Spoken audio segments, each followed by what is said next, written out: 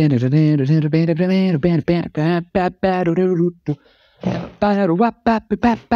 adventurous travelers and fellow keepers of the lake. How are you all doing? Welcome. So after doing so many videos that are kind of philosophical, you know, I think for today, mostly because I haven't had time to write a proper script, I thought we could go back to basics and talk about encounters. I want to showcase what we've been through and show you some of the encounters that we've played, show you the evolution of my encounter design, what I've learned. So yeah, let's roll the intro and jump into it.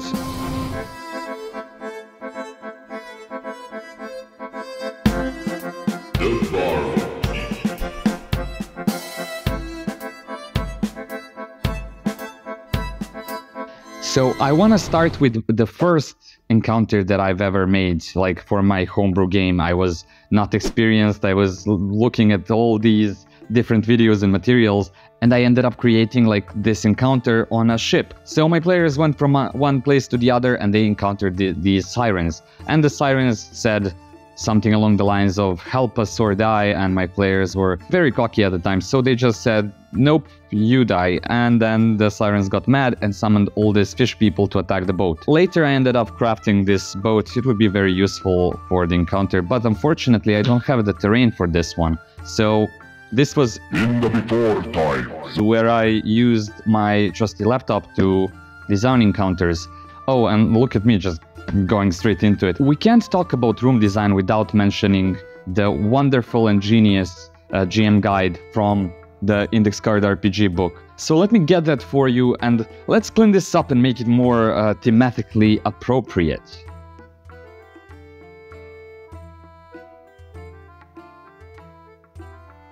Alright, as I said, Index Card RPG.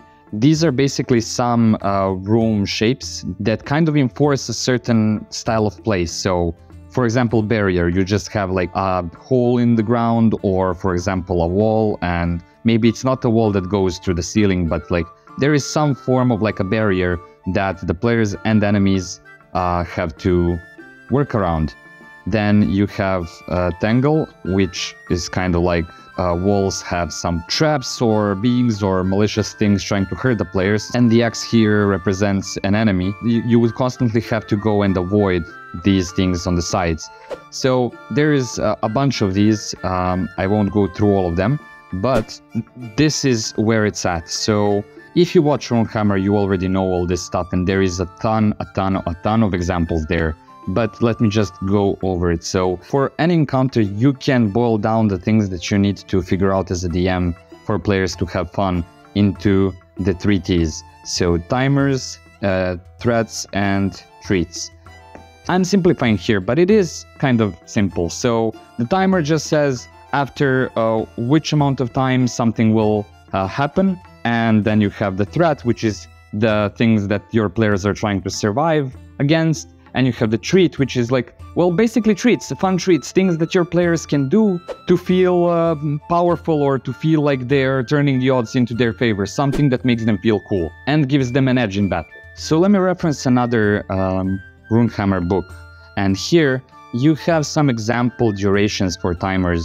So it says the 4 phases is things that happen in a matter of seconds. Well, 1 phase is 1 player's turn, so that would be the 4 turns. 2d6 phases is a common timer roll, imminent events. 2d6 player turns. You can do it in player turns like it's been done here, or you can use full rounds. I usually use full rounds just because it's easier to tick down, so I don't have to constantly fiddle around with dice. I can just throw it, and I would assign the last player to think about the dice. So when it's their turn, they just tell me, hey, turn the die, and then I do it. So yeah. That's a little bit of an intro. I would really like to have some nice terrain to show you, but we go back to the basics.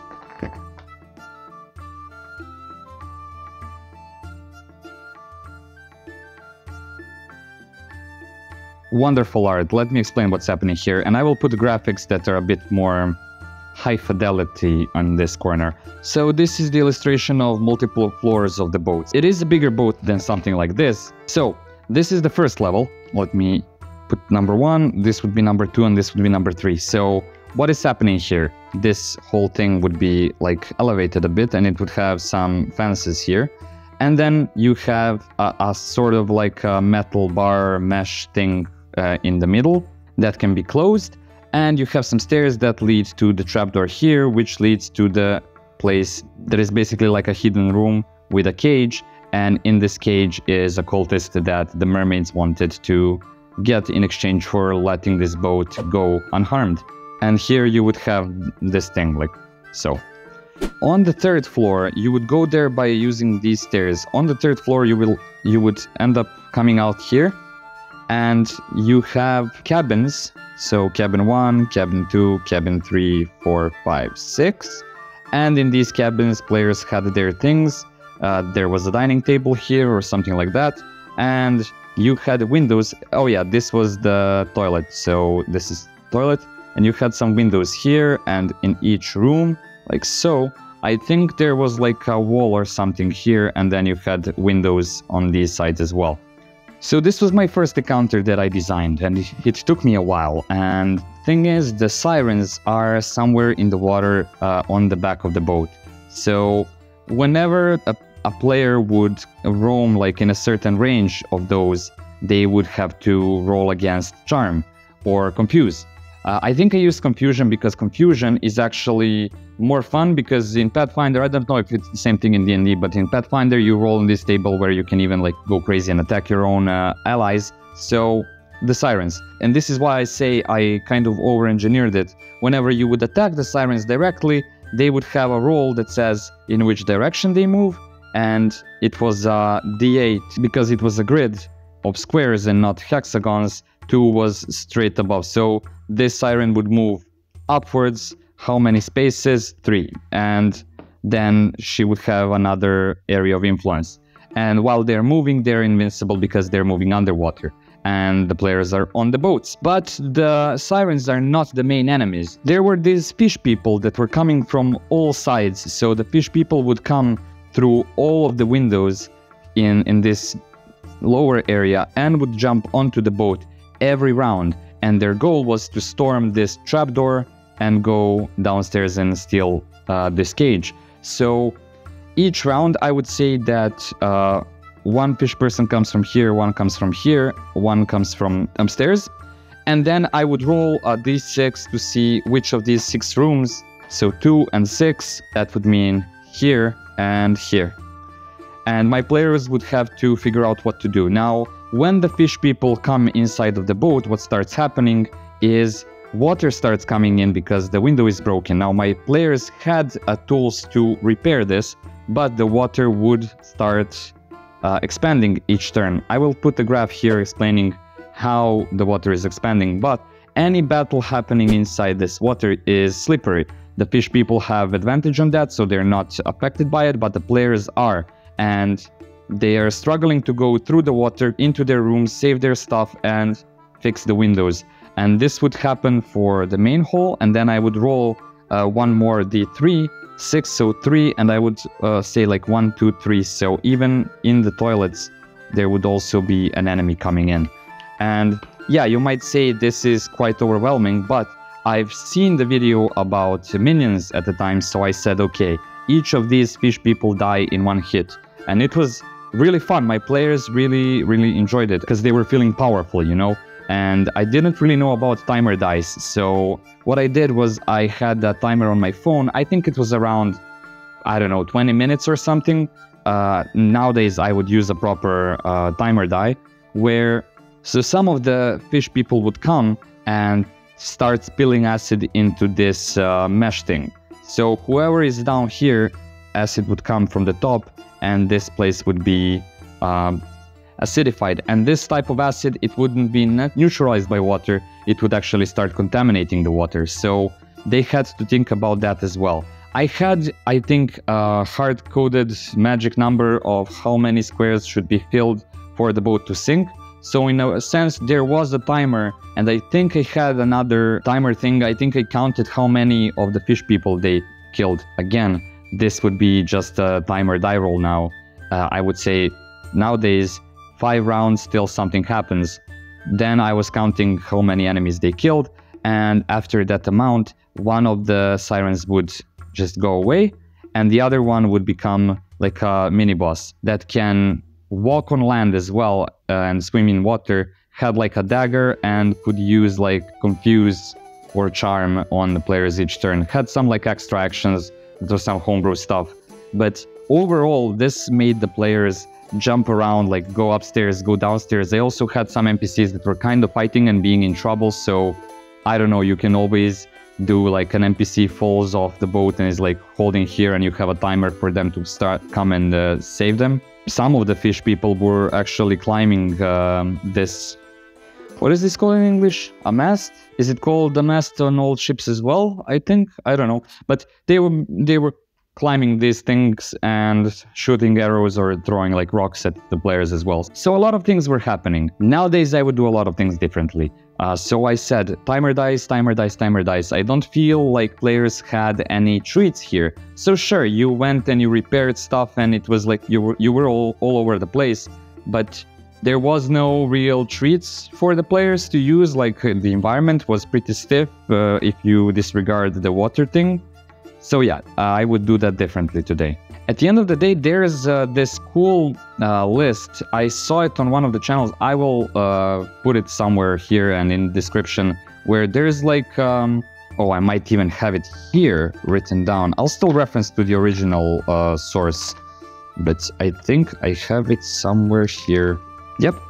Sometimes when I'm playing Pathfinder, I have to remind myself of these things because I constantly forget what are all my options. Because I've kind of grown more used to like a simple encounter design technique like in Index Card RPG, where you still have to think, but you don't use 10 different mechanics to make things interesting. I feel like in Pathfinder, you need to use as many things as possible to make the play dynamic, because players will feel bored if they're just going to a thing and hitting it. So we can go into the whole discussion of good players know that they should use their minds and not their character sheets. But if you're playing Pathfinder 1, you probably want more spreadsheets, honestly.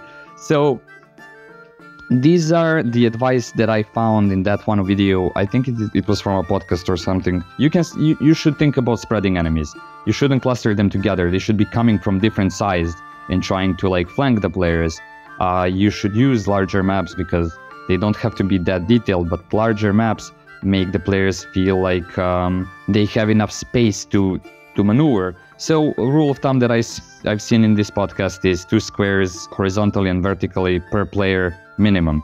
Then cover is a big part of Pathfinder. You have this intricate system of cover and concealment mechanics. So that's something that people use. Cover can also be very fun for boss fights. Runehammer has a video of monster AI algorithms, and cover is for sure something that you would add into that algorithm. So then we have difficult terrain, of course, as you've seen with the water example. Multiple entrances, so as you have seen, a lot of enemies were coming through a lot of different places. Hazards are mostly like traps or like hazard. A hazard would be the acid example here in the encounter I described. And then you have skills or treats. I added the treats part because it basically says that you should have something that your players can roll for and that gives them some advantage. And phases. You know how bosses have phase 1, phase 2, why wouldn't encounters have phases? And phases are something that shows up in a lot of different games. So sometimes it's called a boom, something that changes the environment completely, or like a phase, let's say this boat had a phase where the enemies stopped coming and the mermaids became a mini-boss. Anytime you feel like something is getting boring, you can always initiate the next phase. It doesn't make it easier for the players, just moves the battle along. The threats are the same, but the environment is slightly changed. So you change something and then it feels kind of fresh again. So yeah, but this week I had to do something like this. I was honestly hoping to film more and then have a video in like my reserve, like a backlog. Like it even became dark outside. So other GMs, if you have any encounters that are like close by and you would like to share, please write them in the comments. Let's make this comment section a bit of a collection of like interesting encounters. Maybe we even turn this comment section into a rollable table for generating encounters. Like imagine rolling a D20 and then selecting one of the YouTube comments. I can see that happening, why not? The rest of you go prep some sessions, play some games, and with that I bid you farewell, Keeper.